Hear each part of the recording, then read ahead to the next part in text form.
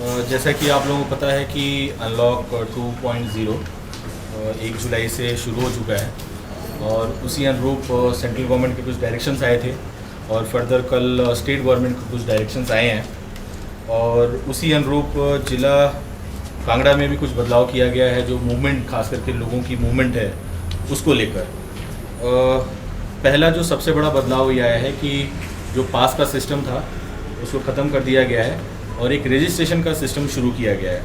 और कोई भी इंसान जो कांगड़ा में एंटर करना चाहता है वो COVID-19 epass.hp.gov.in पे अपना रजिस्ट्रेशन कर सकता है और रजिस्ट्रेशन के माध्यम से ही वो ज़िला कांगड़ा में एंटर कर सकता है। ज़िला की जो बाउंड्रीज़ हैं हमारे जो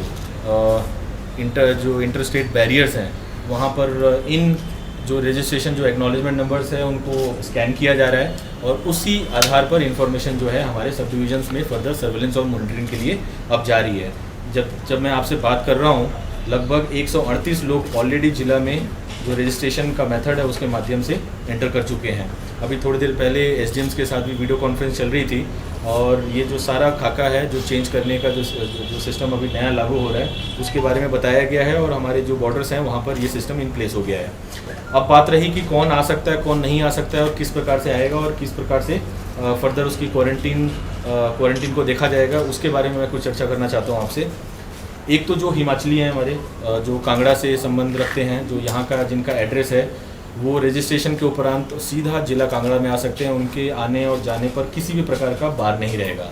आपको जैसे पता है कि पहले हम डेथ केसेस, इमरजेंसी केसेस और अनअवॉइडेबल सर्कमस्टेंसेज में लोगों को एंट्री प्रदान कर रहे थे। अब कोई भी जिसका हिमाचली एड्रेस है वो रजिस्ट्रेशन खुद का कराकर, जिसमें कोई भी मैनुअल इंटरवेंशन की ज़रूरत नहीं है, वो ज़िला कांगड़ा में प्रवेश कर सकता है। लेकिन जब वो प्रवेश करता है तो उसका जो पॉइंट ऑफ ऑरिजिन है वो देखा जाएगा और अगर रेड जोन की जो लिस्ट है हेल्थ डिपार्टमेंट की, जो 13 सिटीज़ की लिस्ट है, अगर इन 13 जगहों से आता है, 13 सिटीज़ से आता है, तो इंस्टीट्यूशनल क्वारंटीन होगा और उसके अलावा कहीं भी किसी भी देश के कोने से आता है तो वो होम क्वारंटीन होगा। इसमें भी कुछ रियायतें दी गई हैं, जैसे 10 साल का कोई बच्चा है साथ में आ रहा है तो उन फैमिली यूनिट्स को हमने बोला है कि जहाँ तक कोशिश हो उनको हम होम क्वारंटीन करें। जो सीनियर सिटीजन्स हैं वो भी होम क्वारंटीन होंगे और जो ऐसी कोमॉर्बिडिटी में हैं, जिनके सेहत ठीक नहीं है, जिनको घर पे रहने की ज़रूरत है, उनको भी हम होम क्वारंटीन करेंगे। बाकी सभी लोगों को इंस्टीट्यूशनली क्वारंटीन करेंगे जो 13 सिटीज़ से आ रहे हैं। ये तो हो गया जो हिमाचली लोग हैं। इसके अलावा बहुत सारे लोग हमारे यहाँ पे काम के सिलसिले में भी आते हैं। मान लीजिए कोई बागवानी एग्रीकल्चरिस्ट हो, किसी कंपनी में काम करता हो, कॉन्ट्रैक्टर हो, कोई प्रोजेक्ट में जो लेबर हमारी काम कर रही है, ये लोग भी इसी सिस्टम पे जाकर COVID-19 epass.hp.gov.in पर अपना रजिस्ट्रेशन करवाकर वो यहाँ पर पहुँच सकते हैं। लेकिन इनको हमारे जब बॉर्डर्स पे एंटर करेंगे, इनको जस्टिफाई करना होगा जिस पर्पज़ के लिए वो आ रहे हैं और उस पर्पज़ के बारे में बताना पड़ेगा। अगर लेबर है तो कहीं ना कहीं उसके पास कॉन्ट्रैक्टर का कोई ना कोई स्लिप या पेपर होना चाहिए। अगर कोई बिज़नेस के सिलसिले में आ रहा है तो उसका एक वैलिड रीज़न होना चाहिए। ये रीज़न ज़रूर हमारे जो नाके हैं वहाँ पर अभी भी एक्सप्लेन करने की ज़रूरत है, ताकि बिना वजह से कोई अनावश्यक जो मूवमेंट है वो हमारे ज़िला कांगड़ा में नहीं होनी चाहिए। इसके अलावा जो रेल और एयर रूट से आएंगे उनको अभी भी रजिस्ट्रेशन की आवश्यकता नहीं है, लेकिन ये बोला गया कि वो रजिस्ट्रेशन करा कर आएँ और नहीं रजिस्ट्रेशन करा के आते हैं तो हमारा जो रेल और जो हमारा जो एयरपोर्ट पे जो काउंटर्स हैं वहाँ पे हम उनको रजिस्ट्रेशन करवा देंगे और उनके साथ भी वही होगा जो बाकी हमारे जो लोग हमारे कार के माध्यम से या किसी अन्य माध्यम से, बसेस के माध्यम से जो एंटर कर रहे हैं, वही सिमिलर ट्रीटमेंट उनको भी दी जाएगी। इसके अलावा जो डेली आते जाते हैं, जिनके पहले पासेस भी बने हुए थे, फॉर एग्जांपल हम ले लें पठानकोट से जसूर आने जाने वाले लोग थे और जसूर डमटाल से पठानकोट आने जाने वाले लोग थे, या संसारपुर टेरे से तलवाड़ा आने जाने वाले लोग थे। इनका जो डेटाबेस है हमारे पास ऑलरेडी है। इनको किसी भी प्रकार की रजिस्ट्रेशन या किसी भी प्रकार के पास की आवश्यकता नहीं होगी। वो डेली अपने काम की वजह से सिलसिले में जो कम्यूटेशन है उनका आवागमन है सुचारू रूप से चले, ऐसा निर्देश आज SDMs को भी, हमारे DSPs हैं जो नीचे नाकों पे जो लोग हमारे काम कर रहे हैं, उनको इंस्ट्रक्शंस दे दी गई हैं।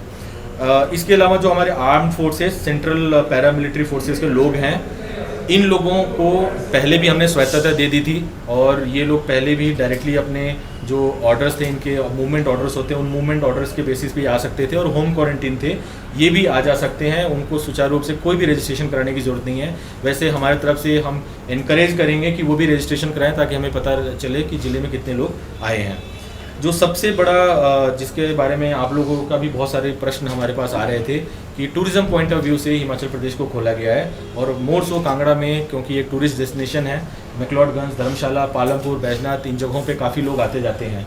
ऐसे में उनके साथ क्या ट्रीटमेंट होगी इसके बारे में भी जो नोटिफिकेशन आई है बहुत क्लियर है।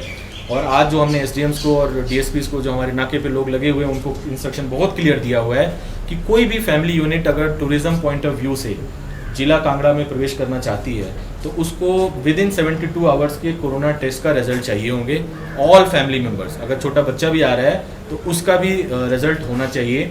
और जो ये 72 घंटे हैं, ये 72 घंटे सैंपल कलेक्ट करने से लेकर एंट्री तक को कंसिडर किया जाएगा। ऐसा नहीं है कि 3 दिन पहले टेस्ट का रिजल्ट आया था और 6 दिन पहले हमने सैंपल लिया था, वो मान्य नहीं होगा।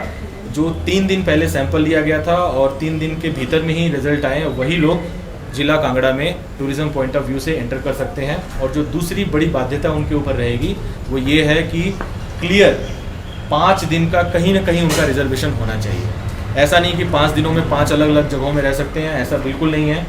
एक जगह पर उनको 5 दिन रहना होगा ताकि हमें पता रहे कि कौन लोग आए हैं और कहाँ आए हैं। और अगर कोरोना का टेस्ट करवा कर आए हैं, 5 दिन के लिए आए हैं, किसी एक पर्टिकुलर होटल में रिजर्वेशन है, तो आकर हमारी वादियों का, हमारी पहाड़ियों का लुत्फ़ उठा सकते हैं। शासन की तरफ से लागू किया जा रहा है। अगर आप लोगों को कोई प्रश्न है तो बताएं। Any guidelines regarding temples, reopening of temples? इसके लिए देखिए SOPs आनी है, और जो हमारी जो ट्रेनिंग्स हैं हमारे टेम्पल्स की, इनकी बैठकों का जो दौर था वो भी सिलसिला पूरा कर लिया गया है। जो ट्रेनिंग का दौर था वो भी पूरा कर लिया गया है। लेकिन टेम्पल्स और जो हमारे एजुकेशनल इंस्टीट्यूशंस हैं, रिलीजियस इंस्टीट्यूशंस हैं इस प्रकार के, वो आखिरी केंद्र होंगे जिनको हम आखिर में ही खोलेंगे, क्योंकि यहाँ पर आने जाने वाले लोगों की जो संख्या होती है बहुत ज़्यादा होती है, और बहुत सारे हमारे जो धार्मिक ऐसे स्थल हैं वो बड़े कंजेस्टेड हैं। और ऐसे में सोशल डिस्टेंसिंग वायलेट हो या वहाँ से ट्रांसमिशन हो, इस तरह का खतरा हम नहीं उठाना चाहते हैं। तो इसके बारे में जब SOPs आ जाएंगी तो सही समय पर सही फैसला लिया जाएगा। टूरिस्ट 1 दिन के लिए आ सकता है या नहीं? बिल्कुल नहीं। मिनिमम 5 दिन का उसका स्टे होना चाहिए, और 5 दिन के लिए उसके पास होटल के कागजात भी होने चाहिए कि कहाँ पर उसने अपना बुकिंग किया है। अगर ऐसा नहीं है तो लोग बॉर्डर्स तक तो पहुंच सकते हैं, लेकिन बॉर्डर से अंदर हम एंट्री नहीं देंगे। देखिए, जो ट्रेन रूट से आ रहे हैं, जो फ्लाइट से आ रहे हैं, जो आर्मी और पैरामिलिट्री के लोग आ रहे हैं, मिलिट्री और पैरामिलिट्री के लोग आ रहे हैं, इनको रजिस्ट्रेशन में स्वायत्तता दी गई है। लेकिन हम एनकरेज करते हैं, हमारा प्रयास है, हम लोगों से अपील करते हैं कि लोग रजिस्टर करके आएँ, क्योंकि ये ऑटो सिस्टम है। आप रजिस्टर करते ही आपको एक्नॉलेजमेंट मिल जाती है, इसमें कोई भी मैनुअल इंटरवेंशन नहीं है। अगर वो रजिस्टर कर देते हैं तो हमारे पास एटलीस्ट इन्फॉर्मेशन रहेगी, बाद में उस इन्फॉर्मेशन को हम इस्तेमाल भी कर सकते हैं। क्योंकि ऐसा अभी देखा गया है कि कुछ आर्मी के लोग भी, कुछ हमारे पुलिस के लोग, कुछ पैरामिलिट्री के लोग भी पॉजिटिव आए हैं। तो ऐसे में अगर वो रजिस्टर करके आते हैं तो बाद में जो हमारी कॉन्टैक्ट ट्रेसिंग है वो हमारे लिए आसान होगी। तो उसमें अगर वो मदद करना चाहते हैं तो we will be grateful and thankful to them. But अगर वो रजिस्ट्रेशन नहीं करा के आते हैं तो भी उनको आने जाने की पूरी सुविधा जिला कांगड़ा में रहेगी।